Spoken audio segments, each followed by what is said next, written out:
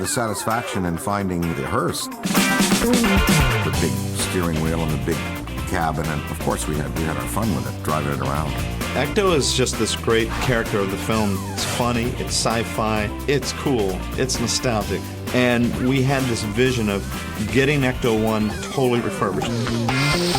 You can restore any kind of vehicle, but to have something like Ecto, you don't get that opportunity every day. The Ecto is certainly a piece of Hollywood history. You want it to look its best. And when somebody like Mr. Aykroyd is going to visit us, I want the customer to be 100% happy.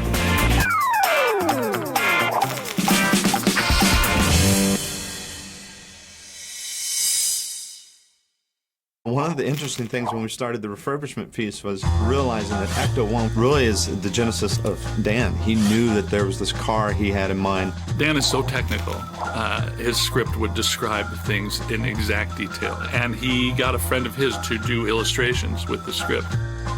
The car originally was black with all kinds of really black electronic brushed boxes on it and you know, deep purple lights and everything. And then we paint it up and bring it out as follows. This was a lighter, kind of a brighter paint scheme. You can see that we made the right decision there. Dan had always wanted to have an old used ambulance as the basis for the Ectomobile. And that just seemed so funny and so right for the movie. Because it kind of looks a bit clown car. I mean, and you know, we did have some great clowns in the picture. We came, we saw, we kicked its ass. Car is based on a '59 Cadillac, Series 62. Miller Meteor built those cars for ambulance and hearse setups. You go back to 1959, the car designers at the time wanted to make this car look like it could fly. It has elongated tail fins. It's got a very big body, almost like a spaceship or an airplane. We needed streamlining, be able to corner, be able to go through tunnels in New York City. But it also had to have the capacity to carry the 4 people and also just the level of equipment we had to carry. They're heavy. They're not the best handling cars in the world. So some of the stuff that they put the car through in the show is pretty amazing for the amount of weight that was in the car. Ecto actually makes a great appearance. It's probably one of my all-time favorite grand entrances in a film. It's like a superhero tearing out of a phone booth. You just can't get better than that big barreling 1959 Cadillac chassis rolling down the street with that siren blazing in wild colors. Looking the way it did with this logo on the side, you had to smile, you had to laugh. So it achieved what we wanted it to right away. Over the past 25 years. It's been in parades, it's been in theme park attractions. Wherever that thing has ever been, it has been just an amazing appearance. It has been a huge success. So when we were deciding to relaunch Ghostbusters as a major next-gen video game, we started realizing we got to get Ecto-1 out on the road. And that's a great realization, but then the next dawning was, yikes, it needs a lot of work, you know. Needs some suspension work and shocks and brakes, brake pads, lining, steering box, transmission, rear end.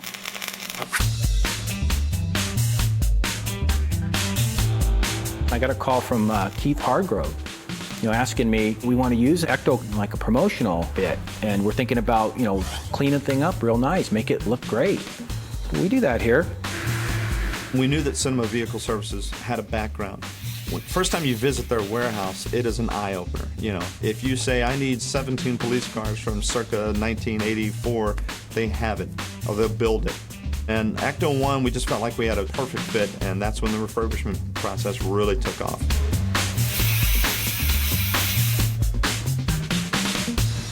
The car came in, it had been sitting for a long time. The belts, hoses, fluids, carburetor, fuel tank, all the fuel lines, most of the wiring, had to be refurbished or replaced. The body has had a lot of weathering over the years. There were some rust issues that probably were inherent with that car when they first bought it.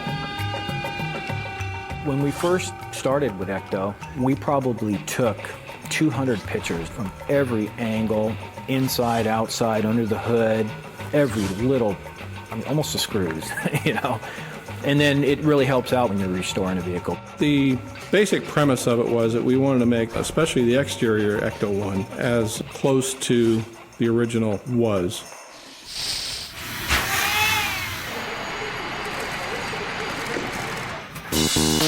We disassembled what we needed to on the exterior components. We sent all the exterior components to our different departments, to fabrication, electrical, and had those parts gone through.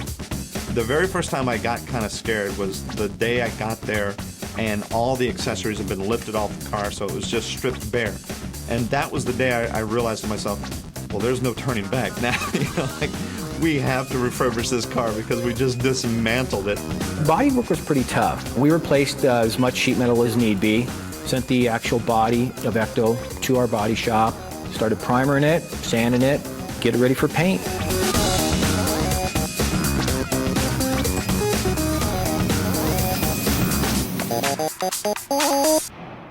And then it was time to put Ecto back together. We end up restoring the light bars on the top of Ecto, replacing the lens, polishing some lenses. A lot of the old motor mechanisms, we had to upgrade them and put newer motors in them. And then I remember we ran that car for about a day and a half, literally about 12 hours a day, just to try to get it to fail. And there were certain things that did fail. We wanted to make sure it was dependable. While this process was going on, Sony's talking about giving us some audio-video components. You guys capable of doing that? Sure. A few issues on the audio equipment that you and I have been talking about is making sure, first of all, that when we put it in, it doesn't look too out of place. We need to sneak it in strategically to where everyone doesn't go, hey, that wasn't a part of the original. So we want to keep the asset pure. They wanted to upgrade it a little bit, but there again, just not take away from the fact of what it was. Instead of just plopping speakers where people would traditionally put them in door panels, we're going to hide them. Yeah, we have a couple hidden Places. compartments. Because this was a combination hearse ambulance body, there was all these little side compartments and doors and everything fit really cool into it, like it just existed. So it is actually something that just turned out perfectly. Even the DVD audio-video system we put up in the upper compartment where the divider panel is between the driver compartment and the rear compartment. It's all hidden away, so when you look in Ecto, it doesn't look like this thing's been completely modified. The reaction you get having that car here is unbelievable. Everyone that came here, if they had a glimpse of it, it's, oh wow, it's Ecto, I want to take a photo with it. It's like, oh no, you can't.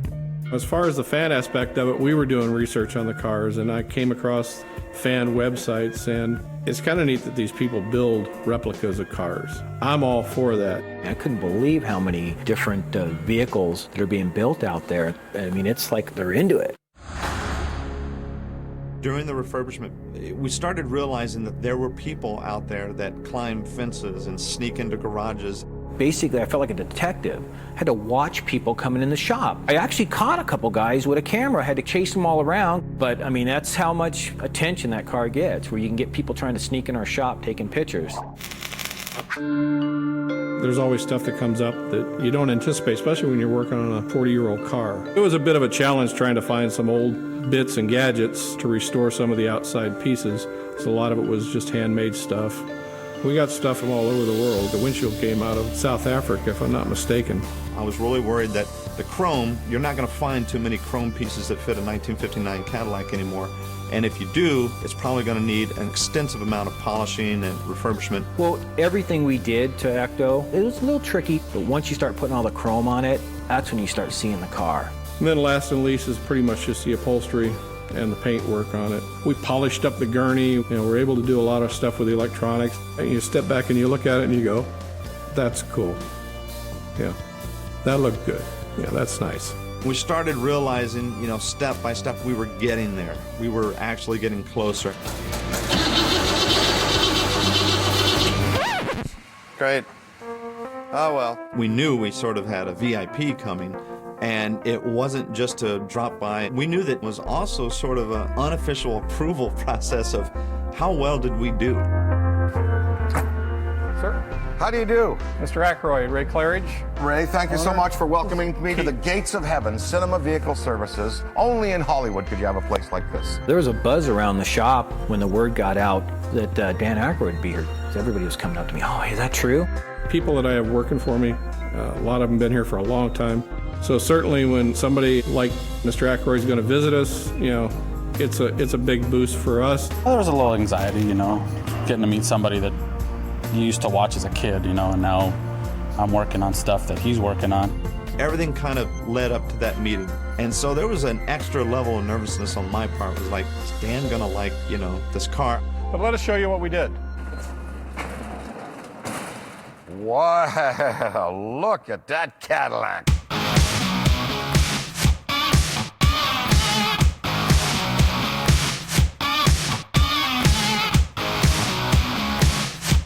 First time you see the car on film, you're like, wow, it's a big car, it's pretty impressive. First time you see it in person, I mean, it is honking huge. It's the prehistoric SUV. Congratulations, first of all. I mean, this is magnificent. It's been an endeavor of Thank joy. you. Oh, it's beautiful. I'm sure he was surprised seeing the car from, 25 years ago to now, seeing it in a different state. Well, when he first saw the car, I think he was quite surprised at how much of the originality was still there. And it shocked me of his knowledge, actually. I mean, he knows a lot about those old Cadillacs. Now, this, of course, is the 59 Cadillac, which was based upon, I think, either an M&M or Hess and Eisenhardt coach. I'm not sure. This one, I believe, is the M&M coach. M&M coach, yeah. 58, a little different fin. But, I mean, that is positively just impaling. But you've just flawlessly brought it back. God, I'm glad I didn't have to pay for this. Dan really is the tech wizard and can talk about the car in levels that no one else can talk about the car. Those are Muon scrubbers up there. Okay. Yeah. We had lost that in translation. Yeah. Everything on there has a reason, for sure. There's the radio, GPS locator. There's, high-intensity microphones, EMF scrubbers. It was all related to the hardware needed to go out and do what we had to do, which was a dirty, dirty job. Dr. Spengler had to miniaturize this for mobile purposes. That's how brilliant Dr. Spengler was, you see. It was very tough to get it back up and running since we didn't have the schematics on it. No, that's right, that's right. He had a backstory for every gadget, and he wasn't making it up. Theoretically, if you gave him enough time and enough money, he could make that stuff work.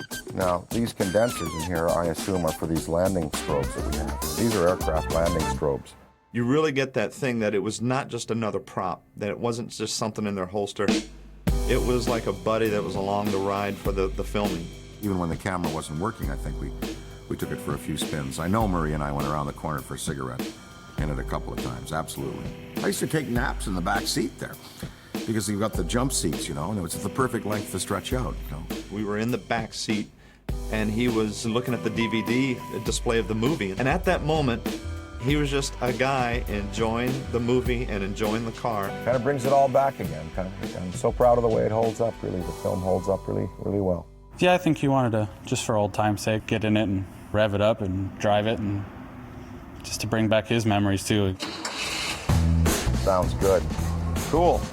Oh, he was chomping at the bit, I think. He jumped right in and fired it up. Feels good, man.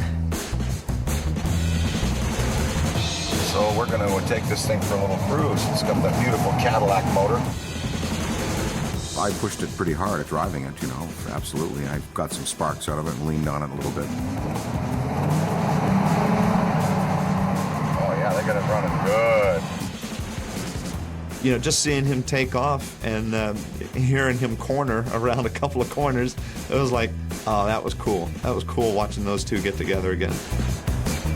I think he'd have taken it home if he could have, but it made it out and it made it back, so our job was done. As we were really getting close to the end of the refurbishment process, it was quite a journey. There was a lot that we were impressed with Cinema Vehicle Services. We did this for the promotional value, of course, but as the process kept going, we started realizing we're doing this really for the fans. We put so much time and effort into the car. The thing means a lot to me. Seeing it finished from when it first got here to, it leaving completed, I'll have memories forever. And having Dan Aykroyd come over, God, that's something that, I'll be telling my grandkids about for years. This is the real car. And that's what was special to us. If Sony would have come to us and said, look, we want to build 3 copies of the Ecto, it'd have been another job. But when you get to take a piece of Hollywood history and rebuild it, and then a new generation of fans get to see it, that's special. Ecto-1 really holds itself well up there in the pantheon of movie vehicles. The people who worked on the car were able to elaborate on it to the magnificence that you see here. I never thought I'd see it shined up and looking so good. Well, it's going to have to do a lot of work around the country. But for ghost busting, you can't beat it.